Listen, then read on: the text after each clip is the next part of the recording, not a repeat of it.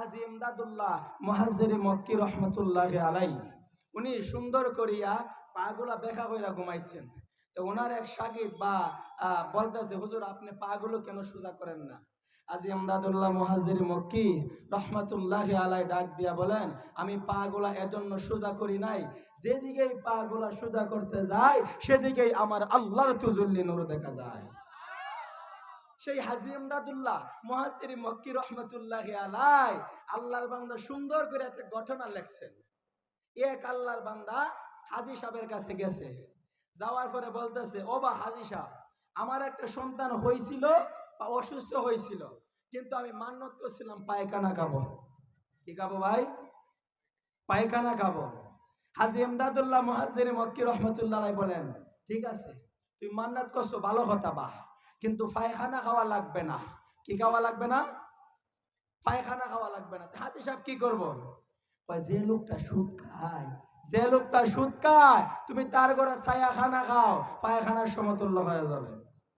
এ নাউজুবিল্লাহ বলবেন না? আপনার কষ্ট পাইতেছেন? কষ্ট পাইলে আমার কোনো করার নাই।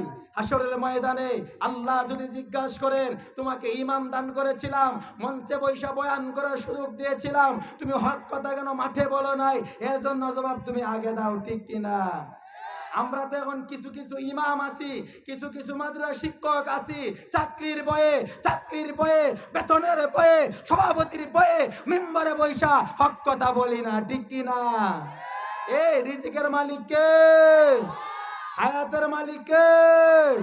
মওতের মালিক কে? চাকরির বয়ে এখন আজকের যদি মামুন ভাইয়ের বয়ে আমি সুদের কথা না হই, আল্লাহ কি আমারে ছাড় দিবনি? ছাড় দিবনি? হাজী ইমদাদুল্লাহ মুহাজ্জির মক্কি রহমতুল্লাহর কথাটা শুনিয়া আল্লাহর বান্দা গেছে, তাই সুদ করে ঘরে খানা খাইছে। কার ঘরে খানা খাইছে? সুদ করে ঘরে খানা খাইছে। খানা খাওয়ার পরে আল্লাহর বান্দা হাত না ধুইয়া চলে আসছে। রাস্তায় আসা দিয়া গাল চুলকান দিয়া দেখে ওনার হাতের ভিতর থেকে ময়লা বের হয়। চিৎকার দিয়ে নাউজুবিল্লাহ বলেন। ও হাজী সাহেব, আপনি আমাকে কি পরামর্শ দিলেন? ও কি পরামর্শ দিলাম? আপনি বলছেন পায়খানা খাওয়া লাগবে না।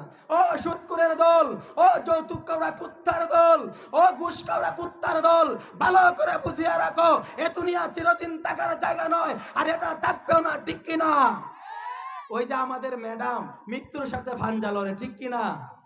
কোটি টাকার মালিক দেখো অভাব হয় না দূর, গরিবে ঘুমায় আরামেতে মনটা বাহাদুর, ঠিক না?